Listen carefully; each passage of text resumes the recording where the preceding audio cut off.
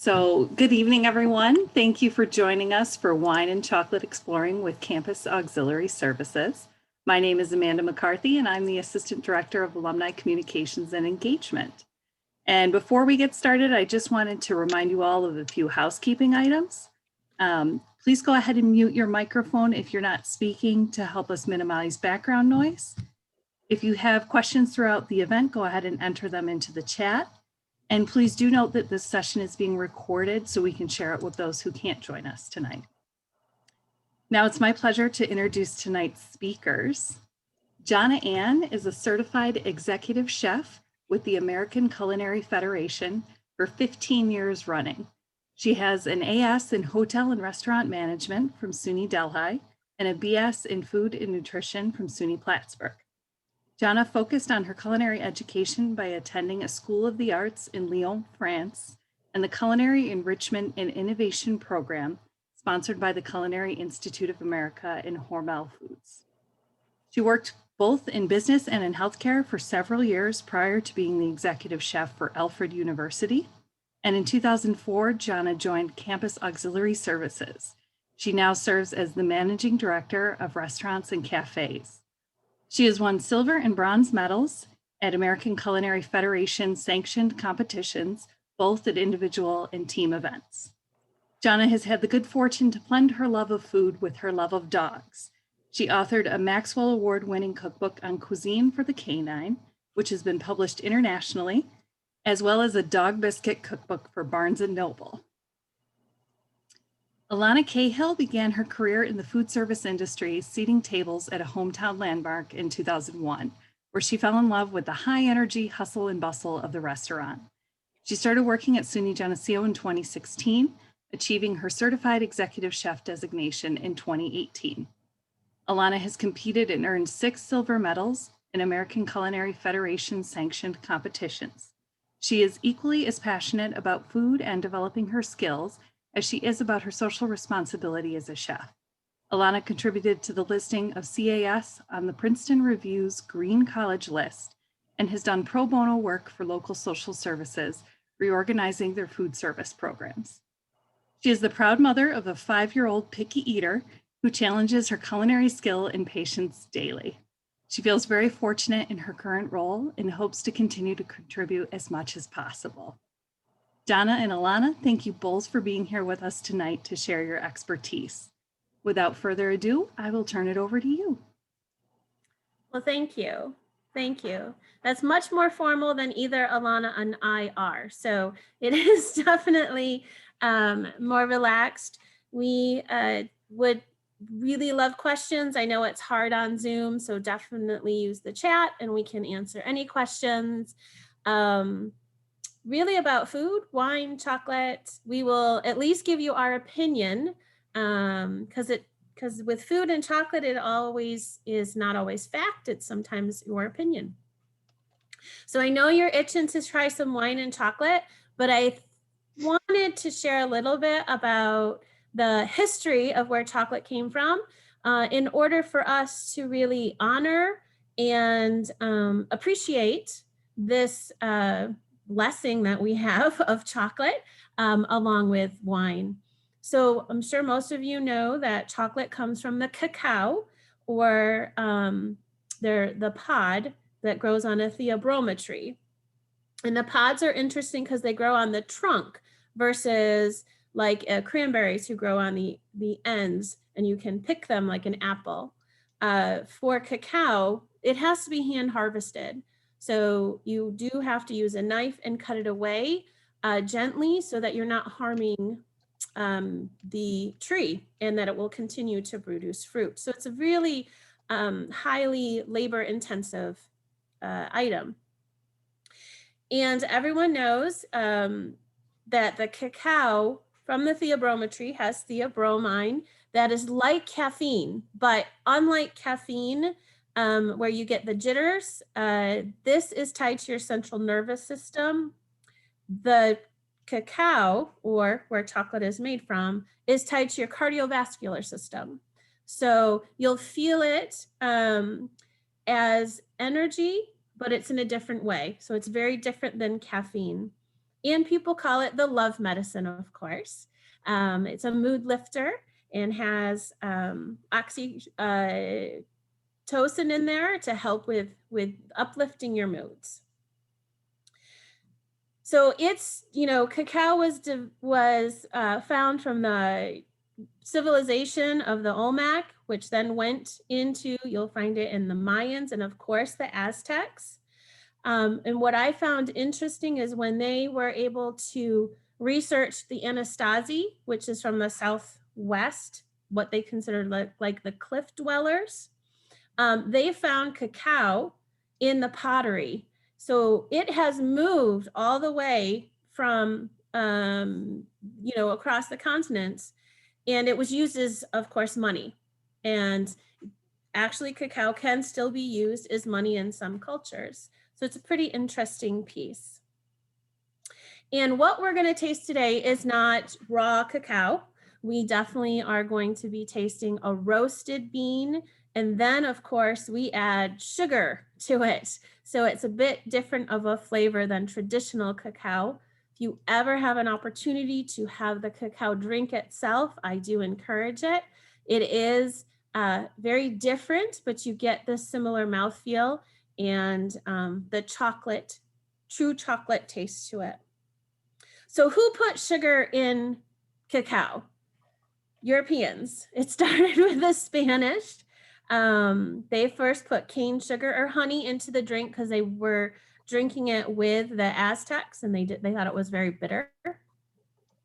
Chocolate was very fashionable for the rich, and the first chocolate bar was only made in 1847, which I thought was not very long ago in the world pieces.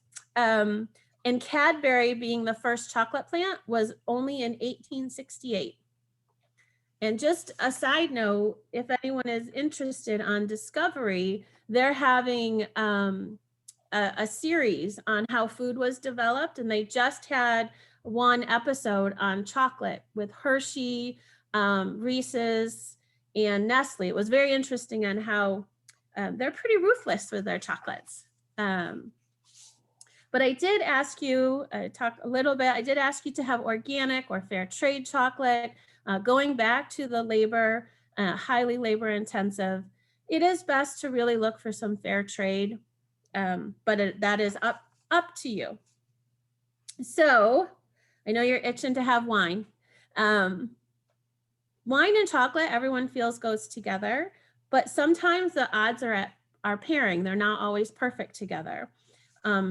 They both have intense fruit notes and are sweet, but sometimes it's too much of a good thing.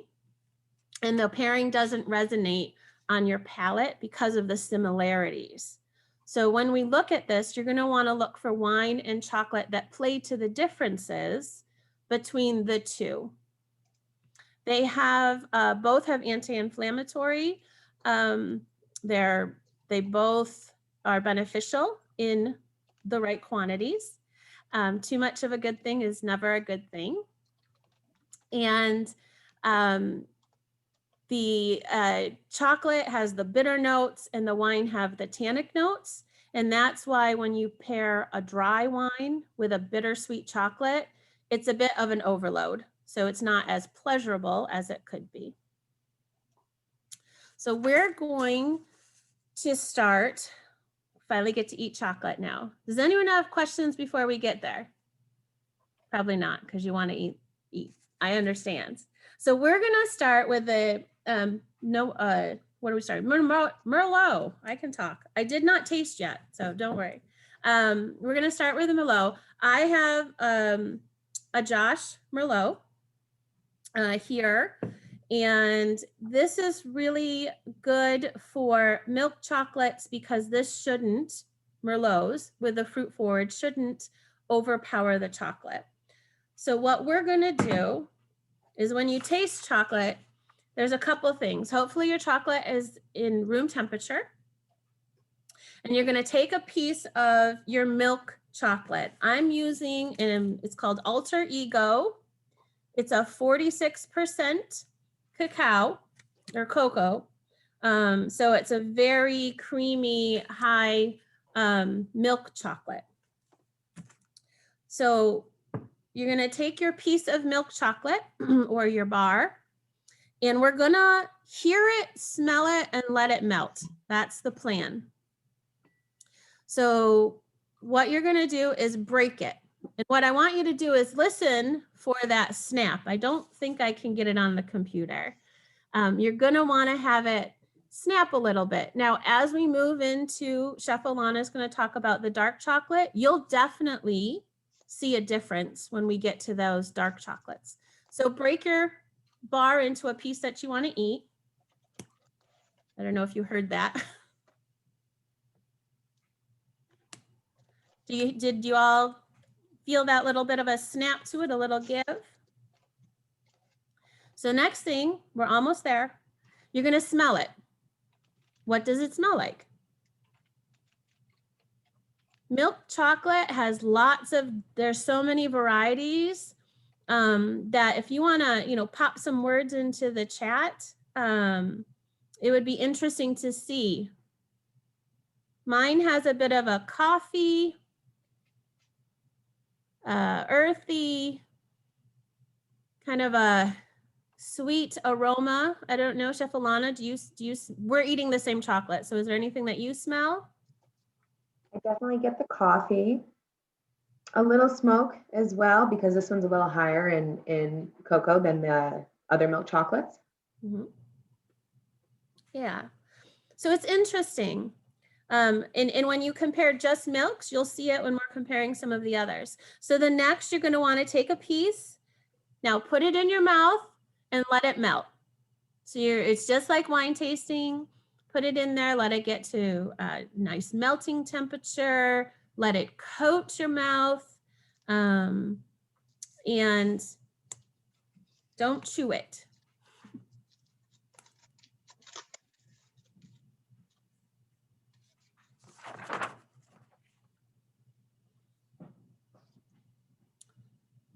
So are you tasting what you smelled? Are you tasting something new? So now that I'm tasting this one, there's a sweet fruit that runs through it, a bit like a currant or even a touch cranberry. Was anyone getting a fruity lightness to theirs?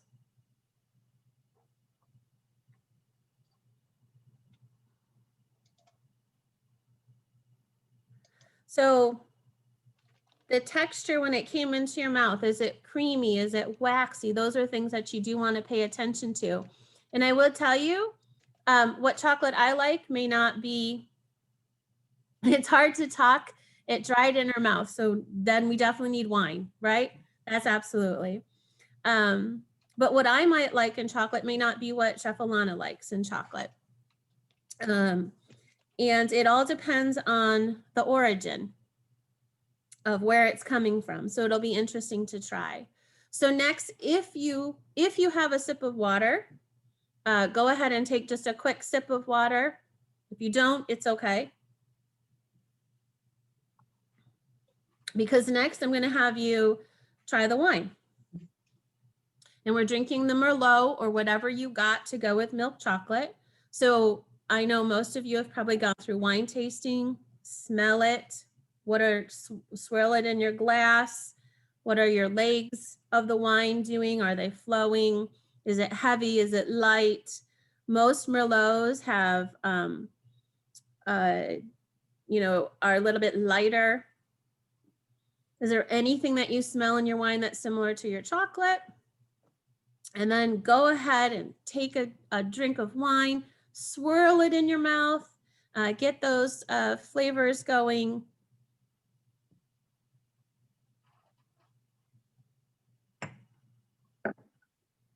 Jonna, both the chocolate and the wine gave me the sensation in the back of my jaw, the little tangy sort of citrus sensation. Both of them gave me the same thing. Oh, interesting. Those tannins are getting you. Mm-hmm. All right. So now I'm gonna let you take a piece of chocolate, put it in your mouth, let it melt. As it's melted through your mouth, take a drink of wine. Now, how does it taste differently?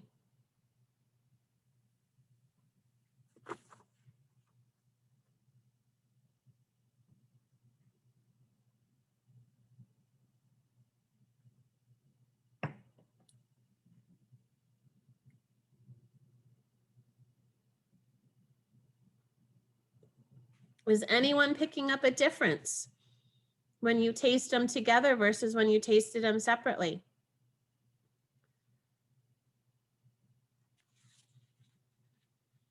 What happens when I taste them is the sweetness is changed a little bit from the chocolate. It's not as sweet as it was when I'm taking it with the wine. So some desserts that go really well with Merlot, which is the one, or any fruit forward, are creamy chocolate mousses.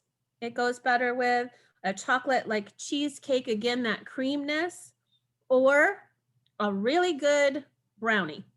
So it doesn't have to be fancy. Anything with the nice chocolate works well. You know what I do is when I make brownies, instead of the water, I use red wine. Oh, It's fantastic. Everybody has to try it at least once and then tell me. Truly sounds different. great. Well, there you go. Definitely wine and chocolate in that. Wonderful. Thank you. Mhm. So I'm getting some comments here. It softened the wine. Absolutely. The fruit that I tasted in the wine went away when I tasted the chocolate for me. That's great.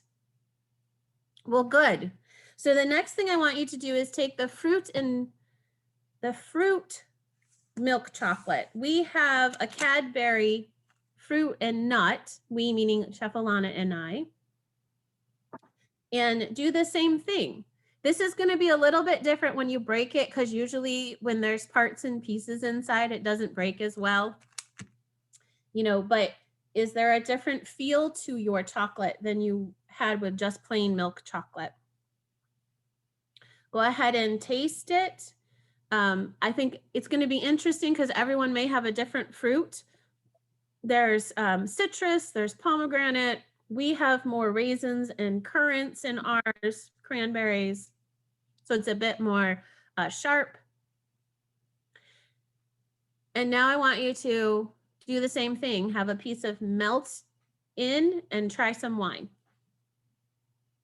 And you may not like it, and that's okay. That's why we do it.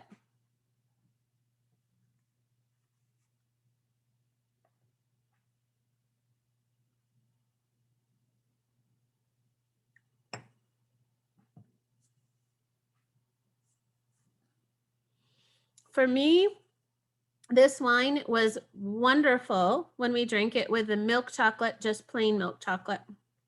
I prefer it that way.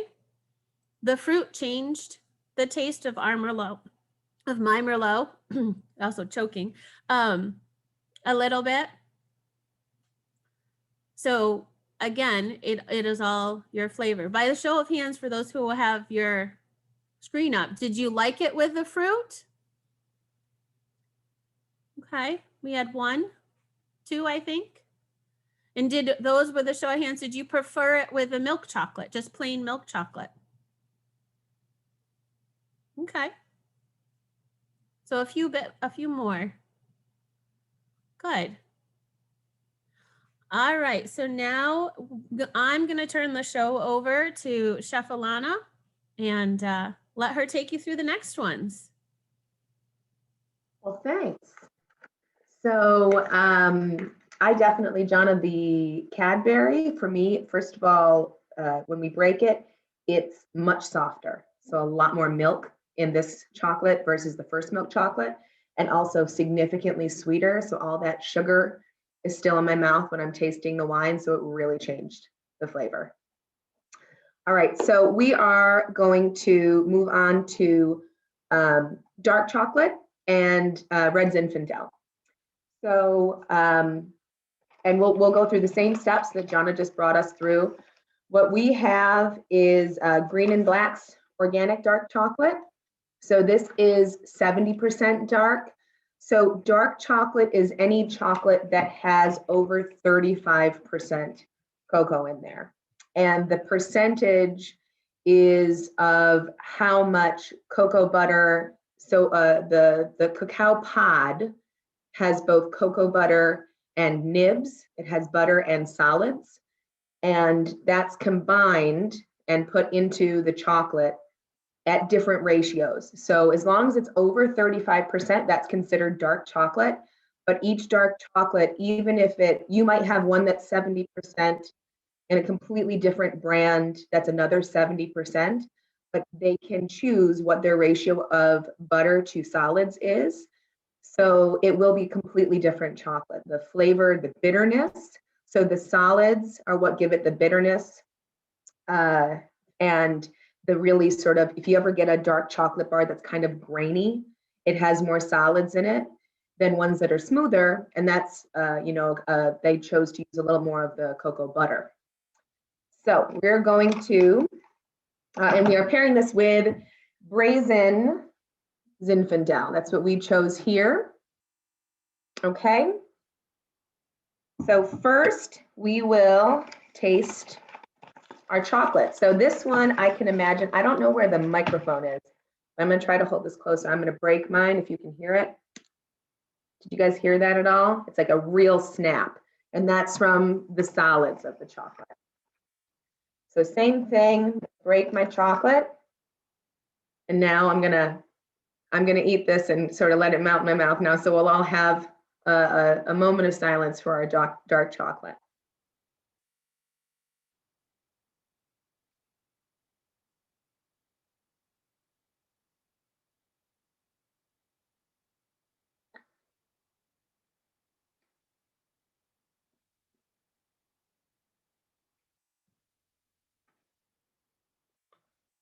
So I chewed mine for the sake of time.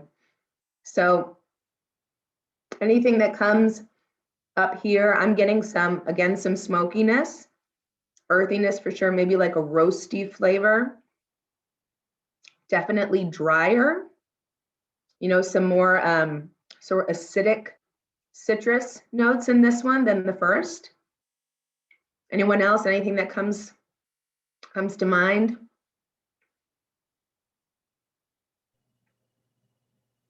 It's a little more astringent. Mm-hmm. Definitely. It's definitely that bitterness of the true cacao that comes out. Mm-hmm. On the chocolate that we're tasting, Chef, there's still that, really tart, like a real tart cherry or gooseberry, something like that. Sure. Is kind of running through that too, but definitely a different feel than the milk chocolate on your tongue. Yeah, absolutely. And you can feel it now, like the residue from the cocoa in your mouth. It's that dryness in your mouth. All right, so now we'll do a tiny swish of water and we'll try our Zinfandel.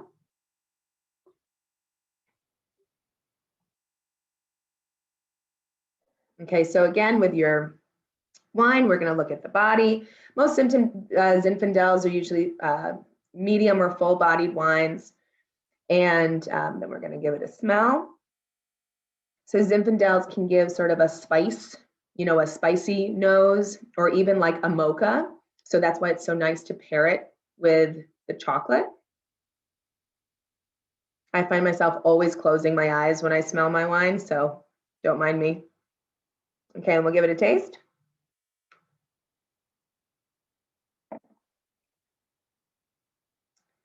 So this is relatively dry, the one that we're having.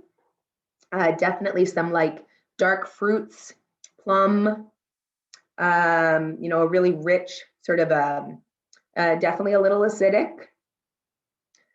Anyone have any notes they want to share about their Zinfandels?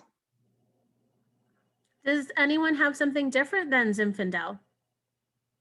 Because that's okay. That's okay too. Oh, you all get gold stars if you followed the directions. Wonderful. On the one we're trying, it's an old vine. an old vine Zinfandel, and there's a bit of a peppery note to it, Mhm. a hint of a spice. You can smell it in the wine also, and taste it. So that'll be interesting with the chocolate. I think you could even for this one say it has sort of a chocolate note, which will be nice to see how much this brings it out. Okay, so once again, I'm going to take my chocolate. I broke off a little piece for myself. So And yeah, there was a hold on. question in the chat.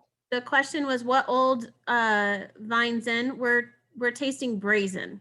Raisin. Well, again, This brazen. is California Zen. Yep. Okay, so here we go with our chocolate, and then we'll let this melt. It will take a little longer because it's dark chocolate, and then we'll taste it with our wine.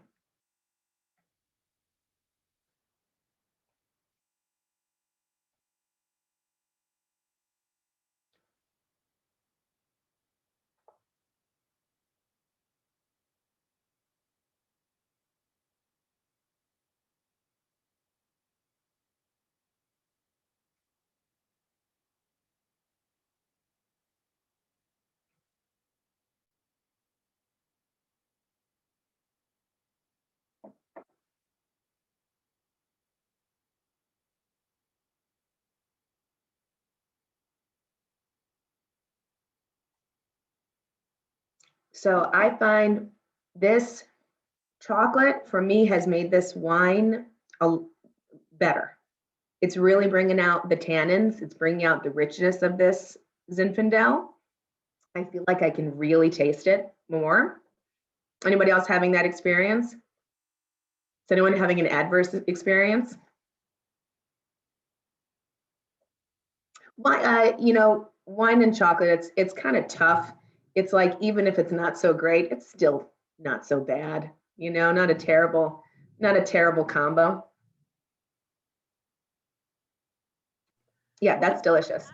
Stop here 1 second. I would love to hear what you guys are tasting and thinking. I know it's hard on Zoom, so please, go ahead and unmute yourselves and share just a little bit. I think that's important because we're all on a different wine and maybe a different brand of chocolate, but I'd love to hear what you're thinking and tasting.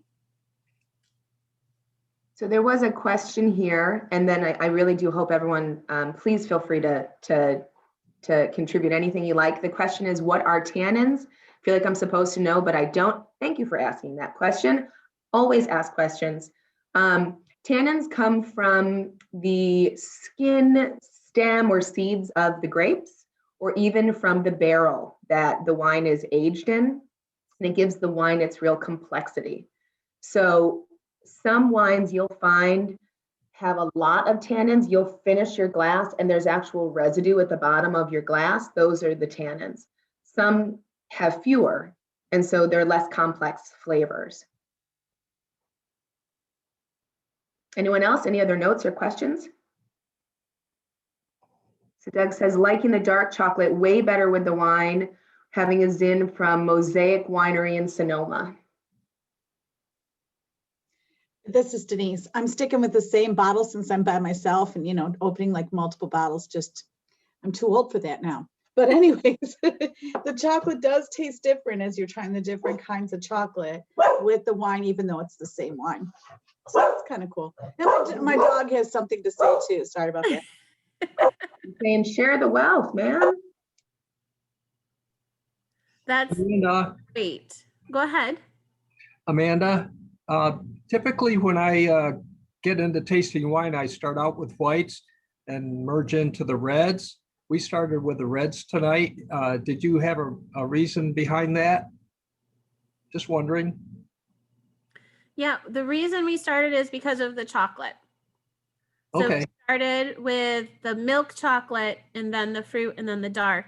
And we did keep the white and the white wine at the end, which I know is a little bit different, but it was optional. I wasn't sure if everyone had purchased it. But normally we let the chocolate do the picking versus the wine do the picking this time. Okay, thank you. You're welcome. Sue said they're enjoying a Petit Verdot blend from Portugal. I love Portugal. I had the opportunity to travel in college, and I spent a year in Spain and went to Portugal a number of times. If you have been there, it is absolutely one of the most beautiful places on earth. The water in the ocean is phenomenally cold there. In the seafood in Portugal, it's phenomenal. Unbelievable. Sea bass like I'd never had before. Just And blew. Portuguese rolls, the bread, what you do if you can get a good Portuguese roll, make coffee with lots and lots and lots of sugar and lots of cream and make it like a creamy, sugary coffee. Toast the Portuguese roll and butter it, and then dip that in the coffee with the sugar and the cream. It's amazing. So anyone else want to share? Do they like the milk, the dark? Didn't you drink the wine and liked it plain but hated it with the chocolate, or vice versa? I was surprised how much I liked the red with the milk chocolate, because we've kind of moved away from milk chocolate and for health reasons, and because we're older too, and have moved towards darker chocolates and have really gotten to like darker chocolates. So I was kind of pleasantly surprised at how nice the milk chocolate was with the red wine. I just didn't anticipate that. Wonderful. Wonderful. Yeah, I agree. I thought that the dark would probably taste better, but I liked the milk chocolate. It was just a little bit nicer experience. Yeah, it was just so soft. It was kind of delicate almost. It was lovely. So what I'd love you guys to do now is take a taste of, either way, your milk chocolate with the Zinfandel and then your dark chocolate with the Merlot. And is there any change? Do you like one way or the other, or you just like chocolate and wine no matter what we do to it? I hate them. What's not to like? Exactly.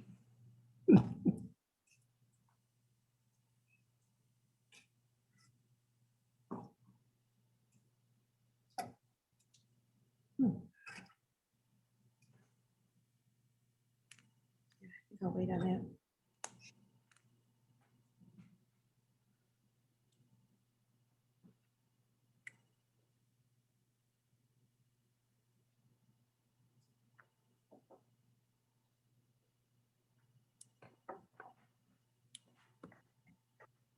If you're thinking of desserts to pair with Zinfandels, some like caramel and vanilla go very well. If you want to kind of put those together, make like a turtle cheesecake. So you'll have a caramel cheesecake with vanilla, and you can pair that with a Zinfandel. Ooh. Baking is a great thing to do when you're stuck at home, like we all have been, because it takes all day, and then you get to eat cake. When we first got back, my chef coats didn't fit me. I was doing a lot of baking for the first few months. I was delighting and torturing the few people that I saw with, like, this cake is your problem now, sorry. So I don't know what you guys are experiencing. I tasted our milk with the Zinfandel, and it was a completely different experience. The Zinfandel had the peppery notes stayed with it when I tried it with the milk chocolate, and they went away when I tried it with the dark chocolate. And that's the pieces kind of combating with each other. And it was actually, it was like you were tasting a different wine. The chocolate had a much creaminess to it. What are you guys experiencing as you're kind of flip-flopping them? I know we're telling you to eat, drink, and then talk to us. It doesn't work that well.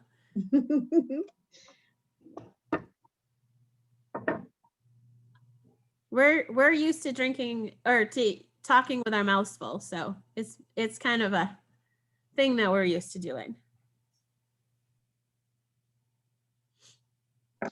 I find as I'm going through this, I'm tasting more pepperiness to the wine as I have more of the chocolate and the wine, you know, because like I said, I'm drinking the same bottle, but the Mhm. different chocolates, and it's just picking up more of the pepperiness in the wine. It's kind of good.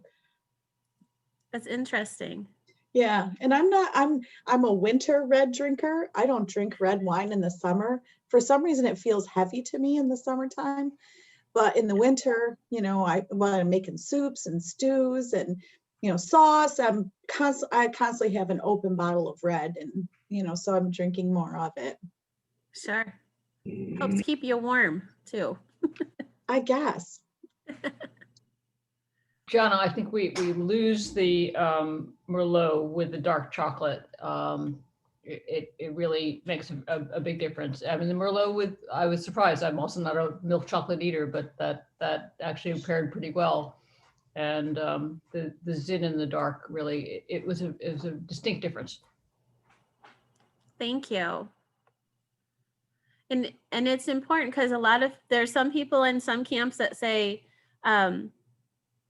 chocolate and red wine go together no matter what it is. And there's other people who say chocolate and red wine never go together. And again, it's food and wine, and it's what you like, your flavoring. And I like the answer. Those people are wrong. So very good. Anyone else have a really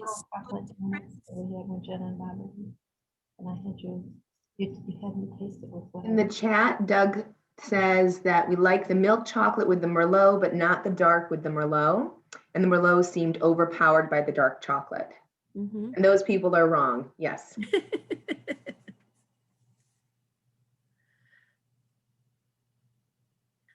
What type of wine would go best with peanut butter cups?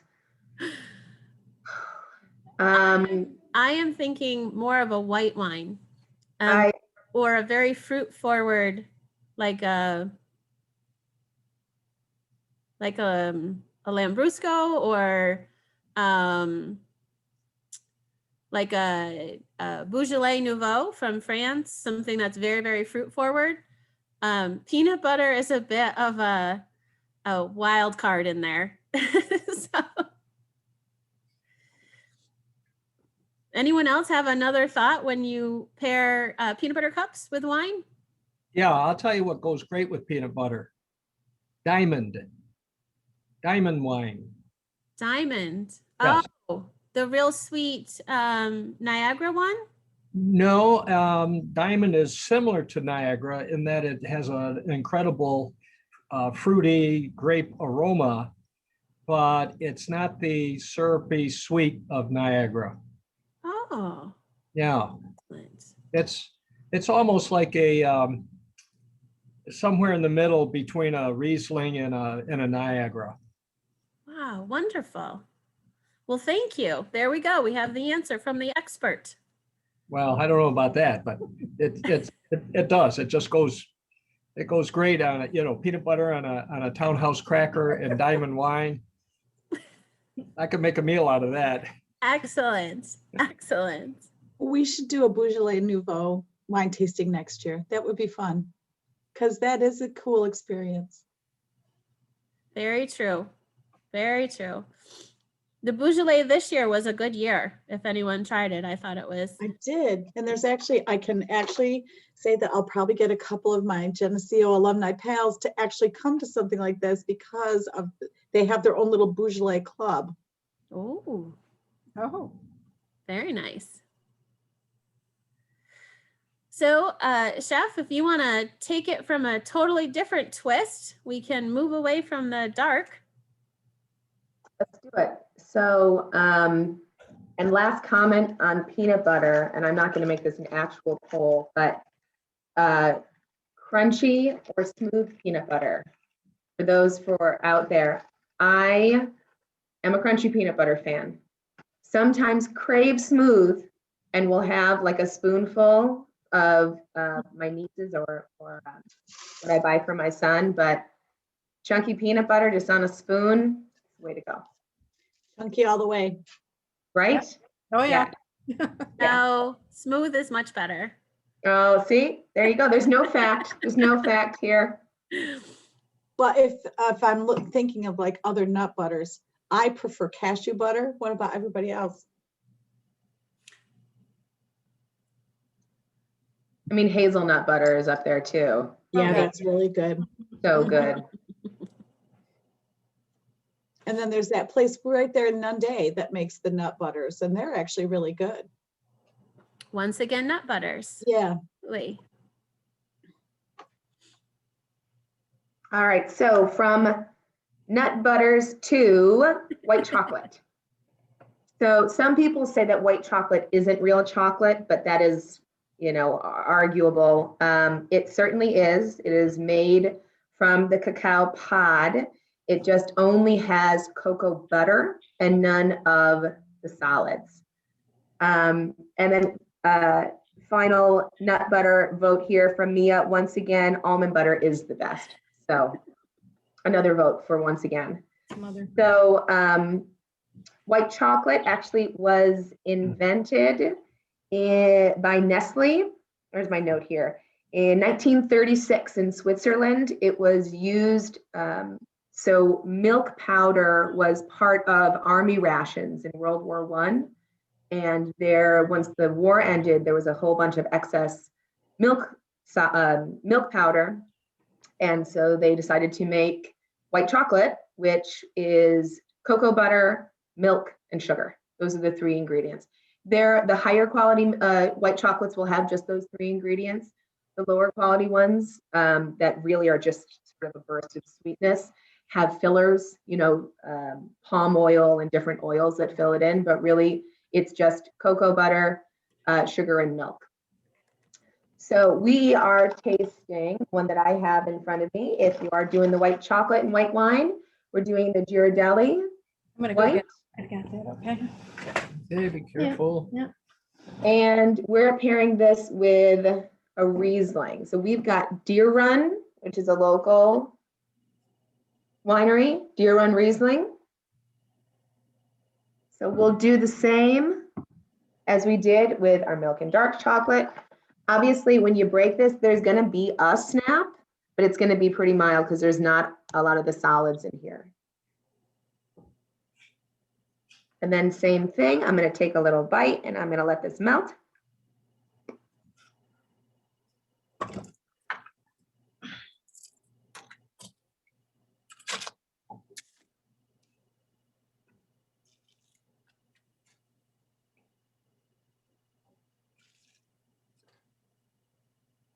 Snap. So feel free to chime in. White chocolate is very sweet, very creamy from the high cocoa butter content. It's not a terribly complex flavor because the lack of the cocoa solids in there. But this one, to be honest, I am not a huge white chocolate fan. I was telling Jonna earlier, there are very few things in this world that I don't enjoy eating. Eating is one of my absolute favorite things to do. But white chocolate is one of the few things that I'm usually like, meh, I'm okay. I'm sort of on the fence with. This one, this Ghirardelli one is pretty good. It's not terribly sweet. There's not a lot of fillers in here. Okay, so then we will move on to our Riesling. So Riesling is a German grape. It's going to be really light, light body. The nose, there's like some apple and pear, maybe some citrus notes in there like orange, grapefruit, nectarine. This one I'm definitely getting like an apple pear. Also classically, Riesling will give you sort of a petroleum smell. That's from the aging process of the grape. Okay, so we'll taste this.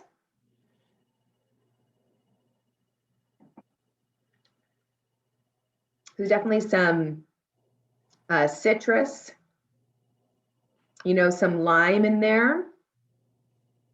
Almost like this one.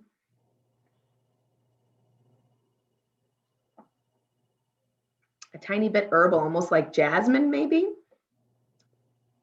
Okay, and then together, anyone else have anything jumping out if you're trying Riesling at home or Gewürztraminer, whatever you chose? Gewürztraminer would have a bit of, typically a little bit of more spiciness to it. So if you're tasting a Gewürztraminer, you might have some other notes that we don't have in a Riesling. This particular one, I taste a little green apple right in the beginning. Mhm. The citrus comes a little bit afterwards. So I'm going to put these together now. I'm going to do my white chocolate and let that melt, and then I'm going to try my Riesling.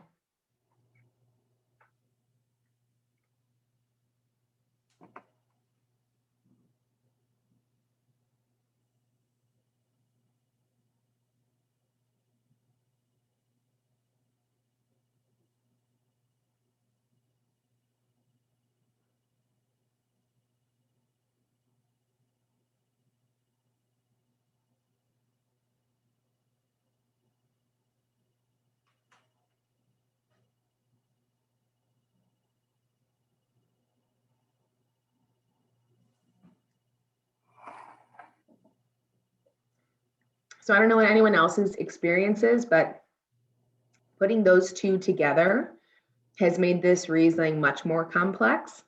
That added a little bit of sugar. I found this one kind of bold in the beginning. You know, Jonna said she tasted the green apple right away and then the citrus at the end. It was really bold in the beginning. This one kind of kept that going for me. Anyone else? Any phenomenal white wine experiences? We're drinking a Gewürztraminer, a standing stone, I think. And I'm not a big Gewürztraminer fan to begin with.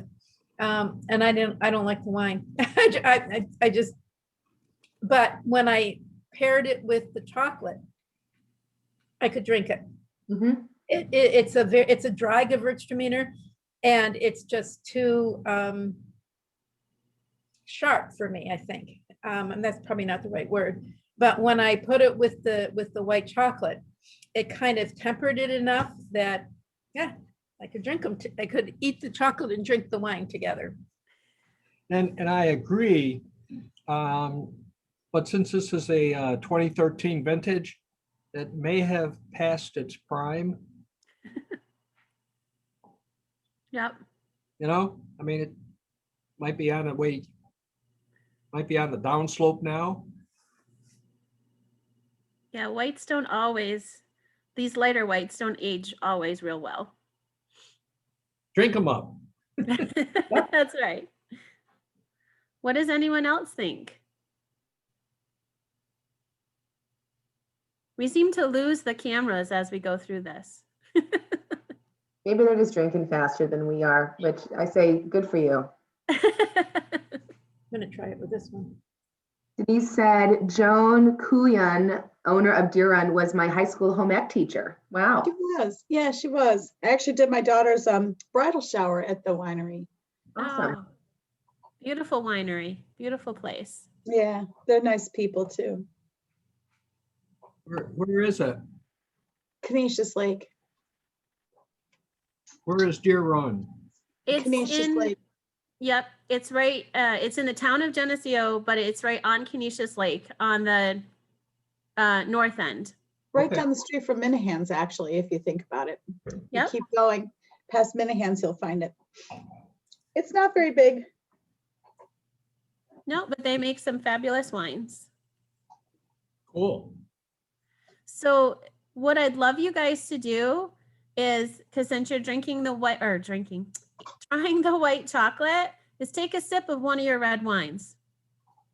That's why we're here, right? You might like it and you might not like it. But I did the opposite. I did the milk chocolate with the white wine. Would not recommend. Was not good. Good I don't to know if anyone else tried it, but I got inspired to be creative and it backfired. But see, this is why you try it in a place like this. It's safe and you're not out ordering a fabulous dessert and a nice bottle of wine and not having a good pairing. Thank you for saving me from myself.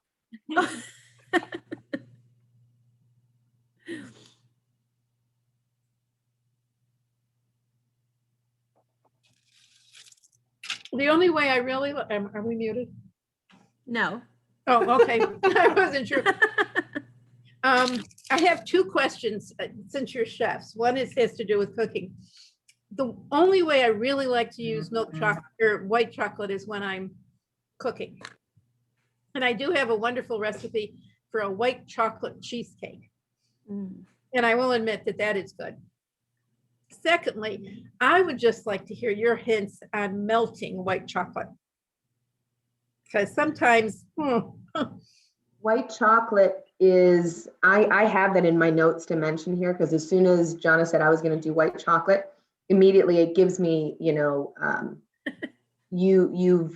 I've broken it so many times, meaning you heat it the wrong way, you heat it too quickly, direct heat when you should have used indirect heat, and it turns into this oily mess. Because of its lack of cocoa solids, it's real tough to work with. I've also made white chocolate cheesecakes and white chocolate sauces. They are awesome. It's such a great addition to sauces. I've found it double boilers I've had the most success with, but you have to work with it quickly. So it'll unlike other chocolate that's made for melting, really, that have stabilizers in there, the white chocolate's just tough. So I found, and Jonna, if you have something else, I found that double boilers, and you don't have to do anything fancy, just a metal bowl on top of a just boiling pan of water is the best way to do it. But you have to have all of whatever it is that you're working with, whatever your application, have it all ready, because it's going to solidify, and then it's going to break, and then you're going to get residue in it, and then it's gone.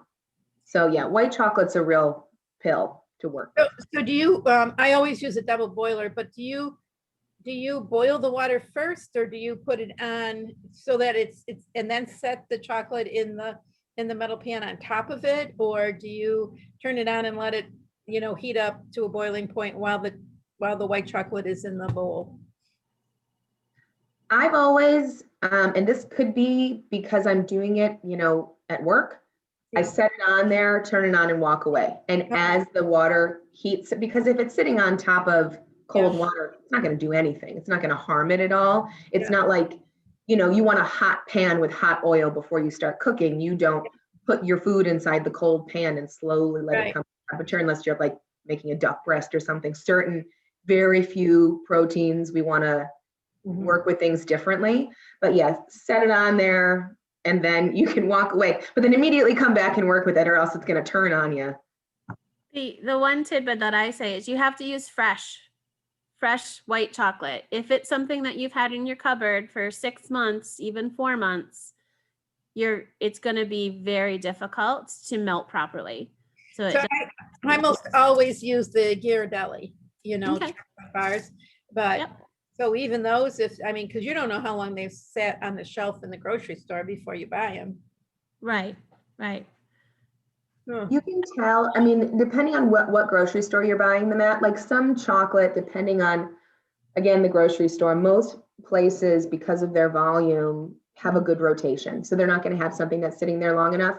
Chocolate will bloom. I don't know if white chocolate blooms. You can't really see it. And by bloom, I mean, if you ever buy, you're at a gas station and you buy a piece of chocolate and you get into your car and it has that white sort of spider web through it, it means that it's either really aged or it had temperature, it got heated and cooled. Right. So that's called blooming. And that's when the chocolate's not going to work with you as well.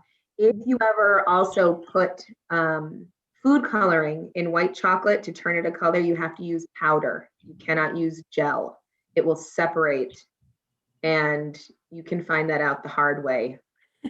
Or the easy way for me now, use powder, don't use gel. Turns to garbage. Thank you.